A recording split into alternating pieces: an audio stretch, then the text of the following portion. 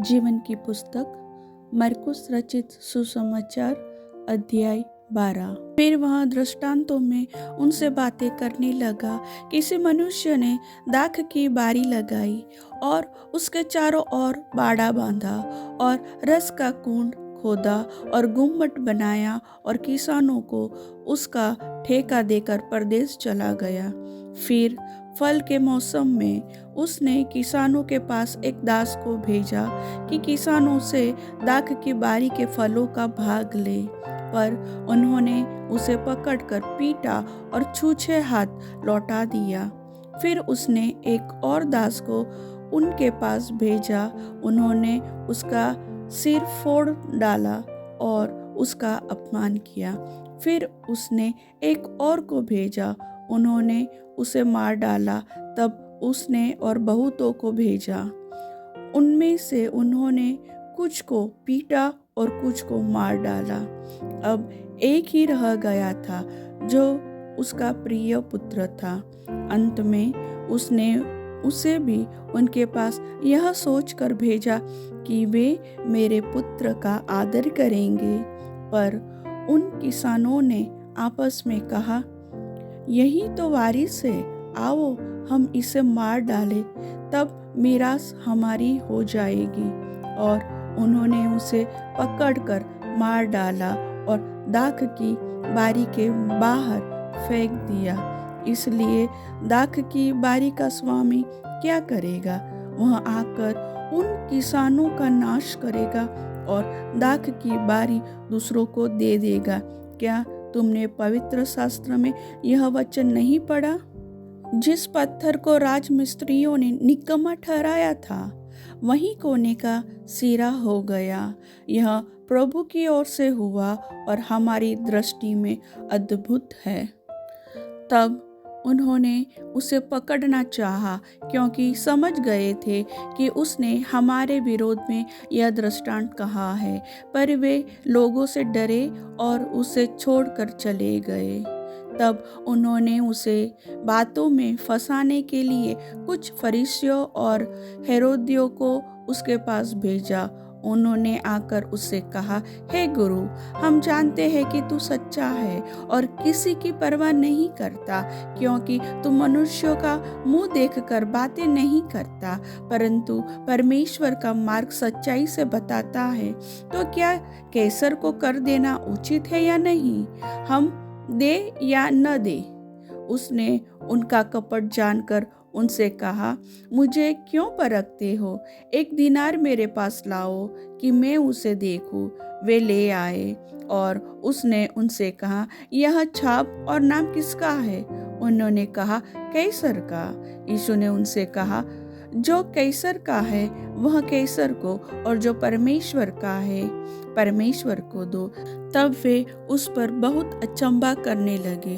फिर सदूकियों ने भी, जो कहते हैं कि मरे हुए का जी उठना है ही नहीं, उसके पास आकर उससे पूछा, हे गुरु, मूसा ने हमारे लिए लिखा है कि यदि किसी का भाई बिना संतान मर जाए और उसकी पत्नी रह जाए, तो उसका भाई उसकी पत्नी से विवाह कर ले और अपने भाई के लिए वंश उत्पन्न करे। 7 भाई थे। पहला भाई विवाह करके बिना संतान मर गया। तब दूसरे भाई ने उस स्त्री से विवाह कर लिया और बिना संतान मर गया। और वैसे ही तीसरे ने भी किया, और 7 से संतान न हुई। सबके पीछे वह स्त्री भी मर गई।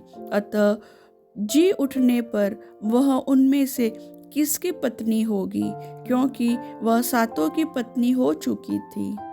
यीशु ने उनसे कहा, क्या तुम इस कारण से भूल में नहीं पड़े हैं कि तुम न तो पवित्र शास्त्र ही को जानते हो और न ही परमेश्वर की सामर्थ्य को?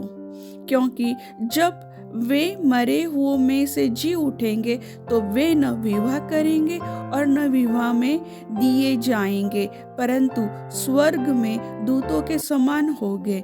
मरे हुओं के जी उठने के विषय में क्या तुमने मूसा की पुस्तक में झाड़ी की कथा में नहीं पढ़ा कि परमेश्वर ने उससे कहा, मैं अब्राहम का परमेश्वर और इसहाक का परमेश्वर और याकूब का परमेश्वर हूँ।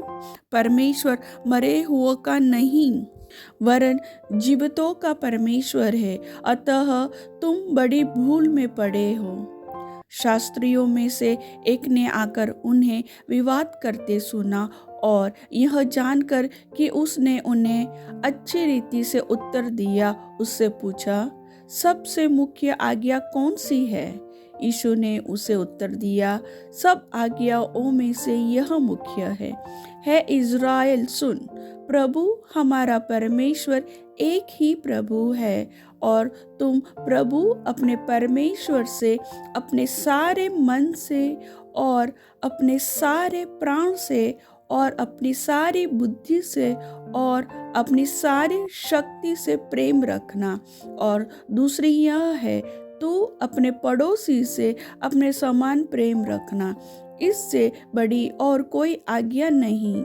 शास्त्री ने उससे कहा, हे गुरु, बहुत ठीक, तूने सच कहा कि वह एक ही है और उसे छोड़ और कोई नहीं। और उससे सारे मन और सारी बुद्धि और सारे प्राण और सारी शक्ति के साथ प्रेम रखना और पड़ोसी से अपने समान प्रेम रखना सारे होम बलियों और बलिदानों से बढ़कर है। जब यीशु ने देखा कि उसने समझ से उत्तर दिया तो उससे कहा, तू परमेश्वर के राज्य से दूर नहीं।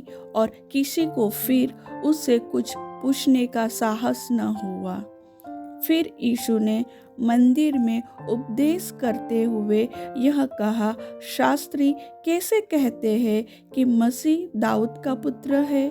दाऊद ने आप ही पवित्र आत्मा में होकर कहा है, प्रभु ने मेरे प्रभु से कहा, मेरे दाहिने बैठ, जब तक कि मैं तेरे बैरियों को तेरे पाँवों की पीढ़ी न कर दूं। दाऊद तो आप ही उसे प्रभु कहता है, फिर वह उसका पुत्र कहाँ से ठहरा? और भीड़ के लोग उसकी आनंद से सुनते थे।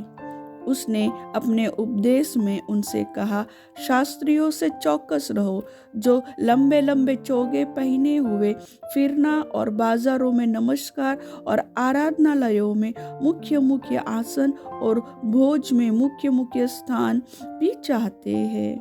वे विधवाओं के घरों को खा जाते हैं और दिखाने के लिए बड़ी देर तक प्रार्थना करते रहते हैं, ये अधिक दंड पाएंगे।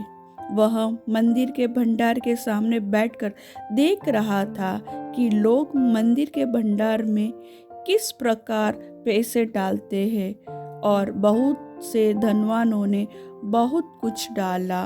इतने में एक कंगाल विधवा ने आकर 2 दमड़ियाँ जो एक अधेले के बराबर होती है डाली।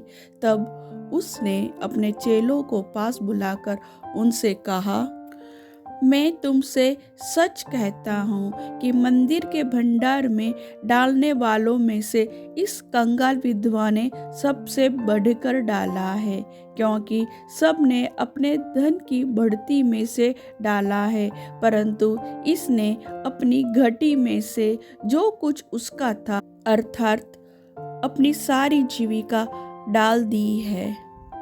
वचन के सुनने वाले को प्रभु आशीष दे। आमीन।